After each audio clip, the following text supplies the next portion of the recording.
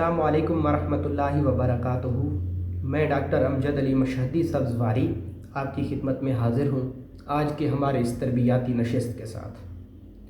آپ کا اور ہمارا تعلق راہ سلوک کیا ہے، روحانیت کیا ہے، اور آج کی نوجوان نسل کو ہم کیسے راہ سلوک پر چلائیں، اور الحمدللہ اس کا مجھے بہت اچھا فیڈ بیک مل رہا ہے، کیونکہ میں نے اپنے اس چینل کی ابتدا صرف اور صرف اس لیے کی تاکہ ہم راہ سلوک کے اندر اپنی نوجوان نسل کو اپنے بزرگوں کا چھوڑا ہوا یہ ورثہ ان کو دے سکیں اور اس کی حقیقت سے ان کو روشناس کرا سکیں۔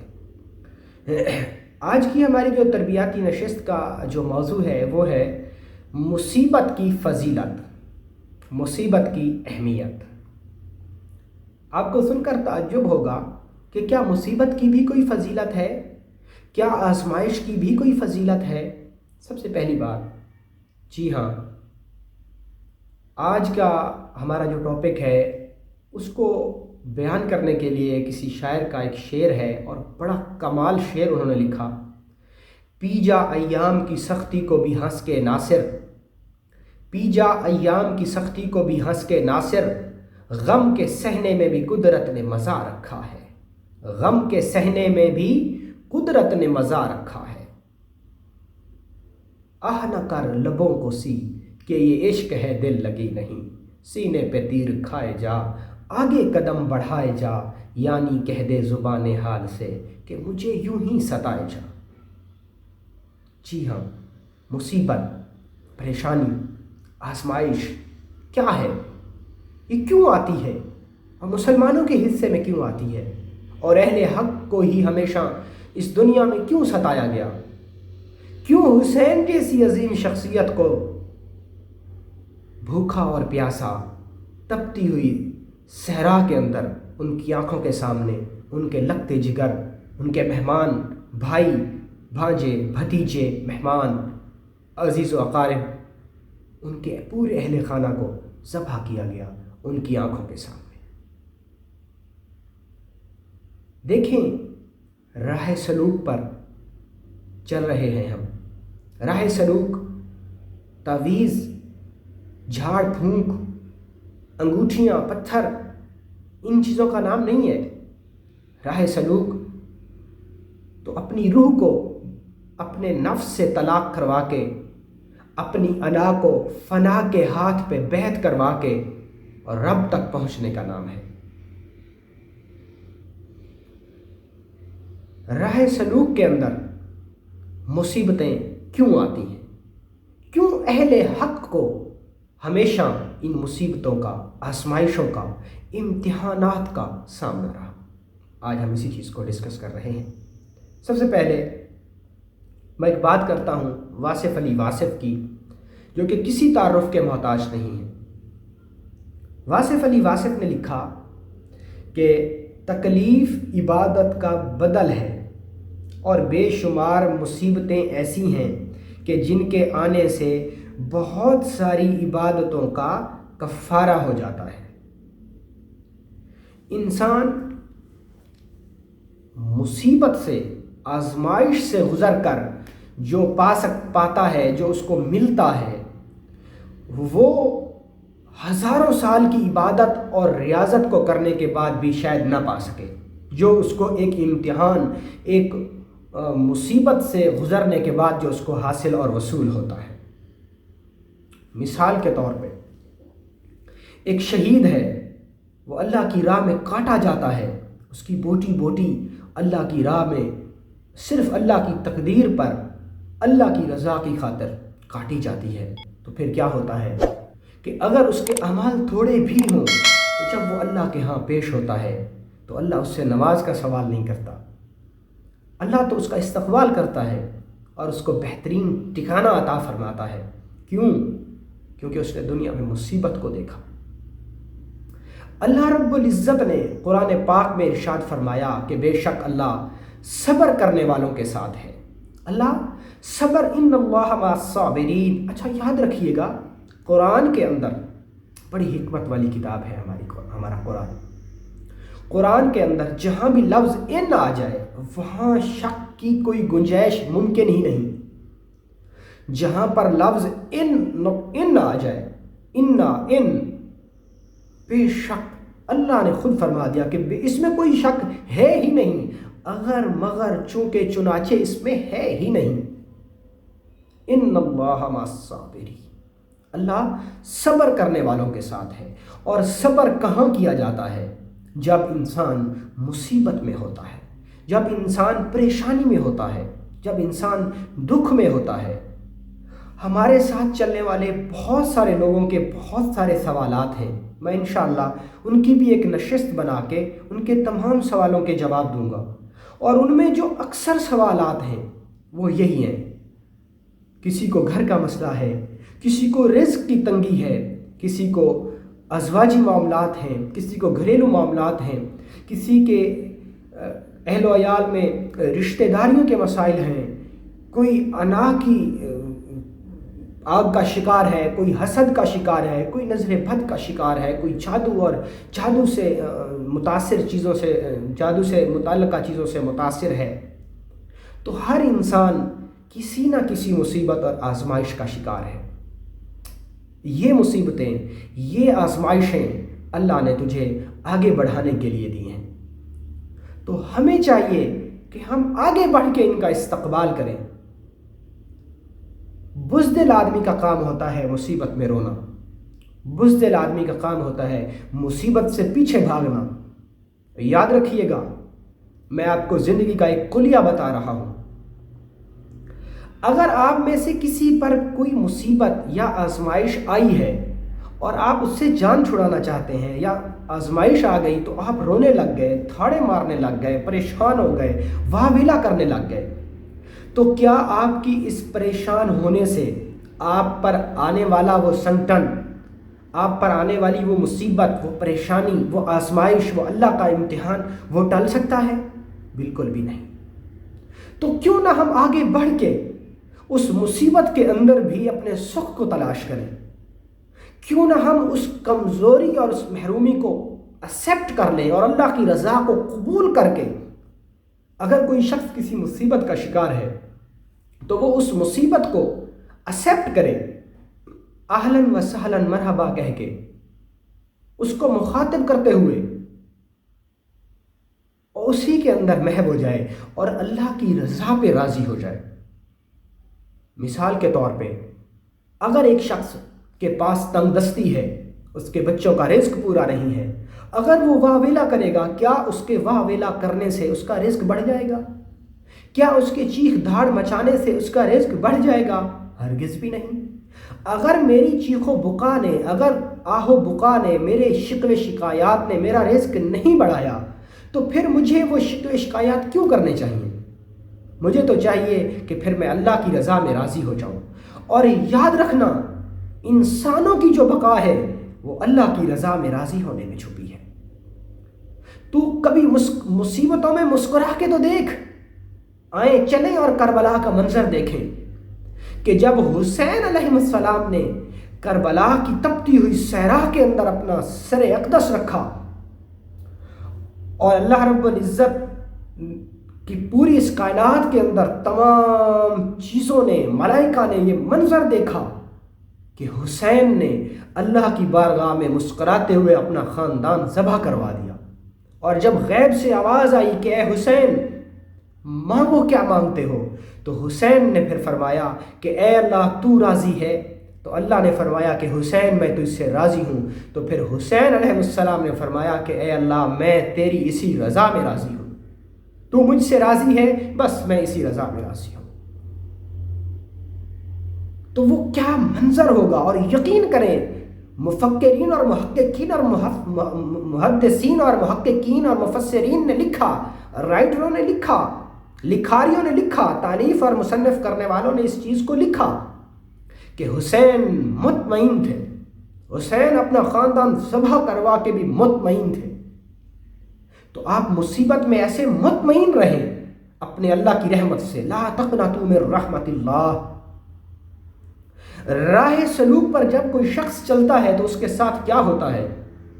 آپ حسین کو دیکھ لیں، آپ صحابہ اور اہل بیت کو دیکھ لیں کہ صحابہ جب اسلام میں داخل ہوئے تو اسلام میں داخل ہونے کے بعد کیا ہوا کہ مکہ سے نکال دیا گیا دھکے مار کے، ہجرت کا حکم آ گیا، مدینہ چلے گئے تو سمجھا کہ شاید اب ہم عافیت کے ساتھ رہیں گے، تو پھر وہی مکہ والے جن کے شر سے بچنے کے لیے مدینہ ہجرت کی گئی، وہ مکہ والے پھر غزوات کی شکل میں، جنگوں کی شکل میں، لشکروں کی شکل میں پھر مدینے کے اوپر وارد ہوئے، اور پھر صحابہ نے جنگیں لڑیں، کسی کا بازو کٹ گیا، کسی کا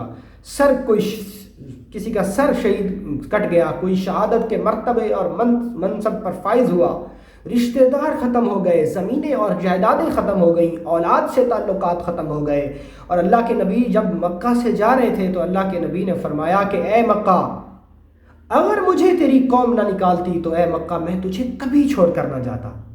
ذرا سوچیں تو صحیح، جو لوگ راہ سلوک پر چلتے ہیں، جو لوگ راہ حق پر چلتے ہیں، پھر آزمائش ان کی میزبانی کرتی ہے، آزمائش ان کو ویلکم کہتی ہے، یہ راہ اتنا آسان نہیں ہے۔ ایک صحابی رسول، اللہ کمی بیشی معاف کرے، ایک بندہ یا ایک صحابی رسول اللہ کے نبی کی بارگاہ میں حاضر ہوا اور فرمایا کہ یا رسول اللہ صلی اللہ تعالی علیہ وسلم، میں آپ سے محبت کرتا ہوں۔ تو اللہ کے نبی نے فرمایا نہیں، تو نہیں کرتا مجھ سے محبت۔ تو اس نے پھر کہا یا رسول اللہ صلی اللہ تعالی علیہ وسلم، میں آپ سے محبت کرتا ہوں۔ تو اللہ کے نبی نے فرمایا نہیں، تو مجھ سے محبت نہیں کرتا۔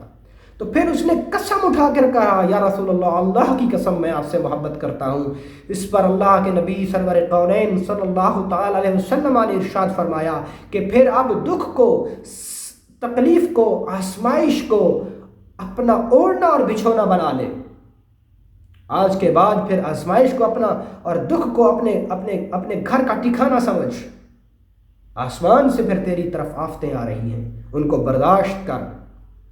جناب علی کرم اللہ وجہ الکریم فرماتے ہیں کہ جو شخص نہج البلاغہ میں لکھا ہے، حضرت علی کرم اللہ وجہ الکریم فرماتے ہیں کہ جو شخص ہم سے محبت کرے گا، پھر مصیبتیں اور آزمائشیں اس کی طرف ایسے آئیں گی جیسے پہاڑ کی اونچائی سے پانی نیچے آتا ہے۔ حضرت موسیٰ علی نبینا سلام اللہ علیہ صلوات اللہ علیہ علیہ السلام ایک دن جنگل میں کھڑے تھے اور اس جنگل کے اندر طوفان آ گیا، تو آپ نے بڑی کوشش کی کہ کہیں کوئی جائے حفاظت مل جائے، جائے پناہ مل جائے، تو آپ ایک غار کے اندر گئے۔ غار میں جا کر دیکھا کہ وہاں پر جنگلی درندے خونخوار شیر بیٹھے ہیں، تو باہر نکل آئے۔ سامنے ایک چراغ جلتا ہوا ایک کٹیا میں دیکھا تو اس میں گئے تو اس میں مستورات بیٹھی تھیں، عورتیں اور بچے بیٹھے تھے۔ واپس آ گئے اور ساری رات وہ طوفان چلتا رہا، اس تیز چینختے اور بالکل طوفانی بارش، اتنی بارش ہوئی اور اولے برسے اور طوفان آیا بڑی گھن گرج کے ساتھ۔ اللہ کے نبی ساری رات اس جنگل میں کھڑے رہے، اور ساری رات اس جنگل میں گزارنے کے بعد جب آپ اللہ سے ہم کلام ہونے وادی طوا مقام، اس خاص مقام پر پہنچے جہاں پر آپ کی اللہ سے بات ہوتی تھی، تو آپ نے جب اللہ رب العزت سے جاتے ہی پہلی بات یہی کی، آپ نے کہا کہ اے میرے رب، تو نے جنگل کے خونخوار درندوں کو بھی جگہ دی، تیرے موسیٰ کے لیے جائے پناہ ہی کوئی نہیں ہے؟ تو اللہ نے فرمایا کہ اے موسیٰ، تیری اس ایک رات کی تکلیف کے طفیل تیرا جنت میں 4000 حوروں کے ساتھ نکاح کروں گا۔ اگر آپ پر تنگی آ رہی ہے راہ سلوک پر، اگر آپ حق پر ہیں اور اللہ آپ پر آزمائشیں ڈال رہے ہیں، تو آپ خوش قسمت ہیں، آپ اولیاء اور انبیاء اور صلحاء کی صف میں ہوں گے۔ یہ میں نہیں، دین حنیفہ کہہ رہا ہے، دین اسلام کہہ رہا ہے، آپ کے اور میرے آقا و مولا سرور کونین صلی اللہ تعالی علیہ وسلم فرما رہے ہیں۔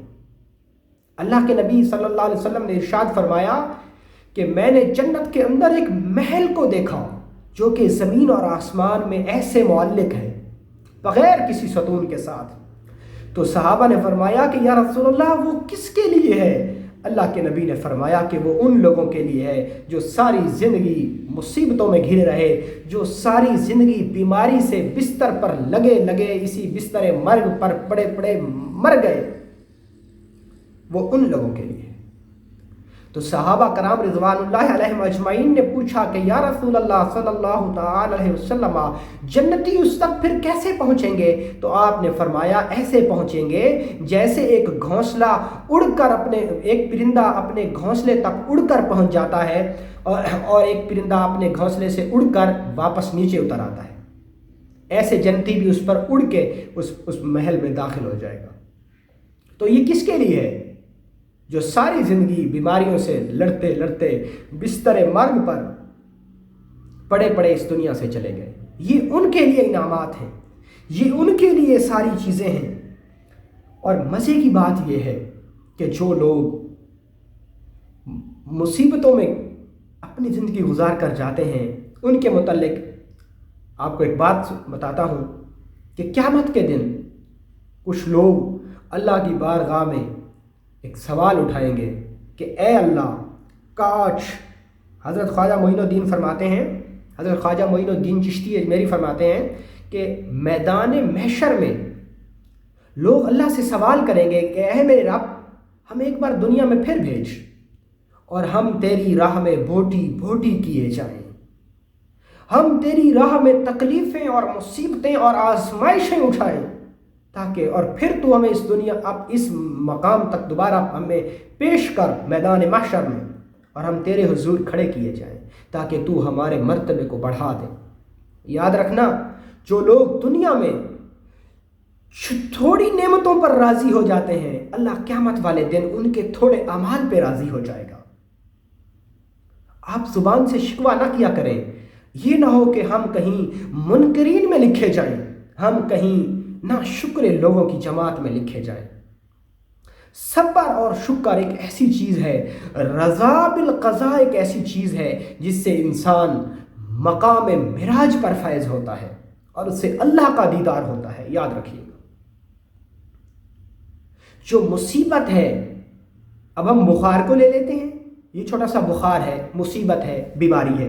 بخار کے متعلق آپ کے اور میرے آقا حضرت محمد مصطفیٰ صلی اللہ تعالی علیہ وسلم نے ارشاد فرمایا کہ بخار جہنم کی تپش ہے، جس کو بھی بخار آتا ہے اس کے سارے جو گناہ ہیں اللہ وہ جھاڑ کے رکھ دیتا ہے۔ ایک دفعہ صحابہ کرام رضوان اللہ علیہم اجمعین ایک عورت کو سنسار کر رہے تھے، اس کو پتھر مار رہے تھے، ایک زانیہ عورت کو۔ تو ایک صحابی رسول نے پتھر اٹھایا اور اس عورت کو مارا، تو اس سے ایک دم خون، اس کا سر پھٹا اور کافی سارا خون نکلا، اور جب خون صحابی رسول کے کرتے پر گرا تو اس نے کراہت کا اظہار کیا، نفرت کا اظہار کیا۔ تو اللہ کے نبی نے فرمایا کہ اس خون سے نفرت نہ کرو، یہ جنتی عورت کا خون ہے۔ یا رسول اللہ، اگر وہ جنتی تھی تو آپ نے اسے سنسار کیوں کروایا؟ تو اللہ کے نبی نے فرمایا وہ تو اس کی دنیاوی سزا تھی، اس کے دنیاوی فعل کی جو اسے دنیا میں ہی دے دی گئی۔ اس کے خون کے ایک ایک قطرے نے اس کے گناہوں کو دھو ڈالا۔ ہمارے پر آنے والی مصیبت، ہمارے اوپر آنے والی آزمائش جو ہے وہ ہمیں دھو کر، ہمارے گناہوں کی غلاظت سے ہمیں مصفا کر کے اللہ کی بارگاہ میں اولیاء اللہ اور صلحاء اور انبیاء کی صف میں کھڑا ہونے کا ہمیں موقع دے گی۔ اس کو حقیر نہ جانو، اس کو دکھ کو آگے بڑھ کے ویلکم کہو، دکھ کو آگے بڑھ کے گلے لگاؤ۔ اس دنیا میں تو حسین جیسوں کو بھی کاٹ کے نوکے نیزے پہ چڑھا دیا گیا تھا۔ الدنیا سجد المومن وجنت الکافر، الدنیا ملعونۃ ومعلوم ما فیہا الا ذکر اللہ تعالی۔ یہ تو حدیث رسول ہے، میں اپنی طرف سے تو کچھ نہیں کہہ رہا۔ اور یاد رکھیے گا، اللہ رب العزت سے اللہ سے دنیاوی نعمتیں اکٹھا ہو کے اللہ کے پاس گئیں اور اللہ سے فرمایا کہ اے اللہ، ہم کن کے اوپر برسیں، دنیاوی نعمتیں کن کے اوپر برسیں؟ تو اللہ رب العزت نے ارشاد فرمایا کہ جاؤ اور میرے منکرین پر برسو، جاؤ اور میرے مخالفین پر برسو، جاؤ اور اہل دنیا پر برسو، جاؤ اور اہل فنا پر برسو۔ جو دنیا میں فنا ہے، جو دنیا دار ہیں، ان پر اللہ کی نعمتیں، اللہ نے فرمایا کہ جاؤ تم انہی کے لیے ہو۔ اور اللہ کی آزمائش آئی، اللہ کا امتحان آیا کہ اے اللہ میں کس پر برسوں؟ تو میرے رب نے فرمایا کہ جاؤ اور میرے یاروں پر برسو۔ آپ نے دیکھا نہیں کہ جتنے بڑے بڑے جلیل القدر انبیاء ہیں، کبھی ان کو آروں سے چیرا جا رہا، کبھی ان کو جلتی ہوئی آگ میں ڈالا جا رہا، کبھی ان کی اولاد کو ذبح کیا جا رہا، کبھی ان سے ان کی اولاد ذبح کرائی جا رہی، کبھی انبیاء کو کنویں میں پھینکا جا رہا، کبھی انبیاء کو مصر کے بازاروں میں بیچا جا رہا، اور کبھی انبیاء کو سمندر کے اندر مچھلیوں کے آگے پھینکا جا رہا۔ یہ سب کیا ہے؟ یہ آزمائشیں ہیں اللہ کی طرف سے، خالصتاً ان کے درجات کو بلند کرنے کے لیے۔ اگر کوئی شخص راہ سلوک پر چل رہا ہے، حق پر چل رہا ہے، تو پھر وہ ان آزمائشوں کو مصیبت نہ سمجھے، ان مصیبتوں کو مصیبت نہ سمجھے، ان مصیبتوں کے اندر تو راحت کو تلاش کر کہ بلا شبہ یہ مصیبتیں تیرے لیے اسم اعظم بن جائیں گی کہ جو تجھے تیرے رب سے جوڑ دیں گی۔ ہاں، تاہم ایک بات اور بھی ہے، آخری بات وہ یہ کہ آپ آزمائش اللہ سے مانگو نہیں، اللہ سے آزمائش نہ مانگنا کبھی بھی نہ کہ اے اللہ، کہ اے دیکھو، جب انسان محبت کا دعوے دار بنتا ہے تو پھر اس پر مصیبتیں آتی ہیں۔ جب انسان کوئی دعویٰ، صحابی رسول نے دعویٰ کیا، جب دعویٰ کیا تو اللہ کے نبی نے فرمایا کہ اب فقر اور فاقہ تیرے گھر آئے گا، اب مصیبتیں، آزمائشیں اور تنگ دستیاں تیرے گھر آئیں گی، اب ان کو اپنے گھر کا ٹھکانہ سمجھ۔ ہمارا کبھی دعویٰ نہ کریں، بلکہ اللہ سے عافیت مانگتے رہیں، عافیت مانگتے رہیں، اور اگر مصیبت آ جائے تو پھر اللہ سے خیر مانگیں، پھر اللہ سے ثابت قدمی مانگیں، پھر اللہ سے صبر مانگیں، اور صبر والوں کے معاملے جو ہیں وہ اللہ کے ساتھ ہیں، وہ اللہ کے ساتھ ہیں۔ بہت شکریہ، السلام علیکم۔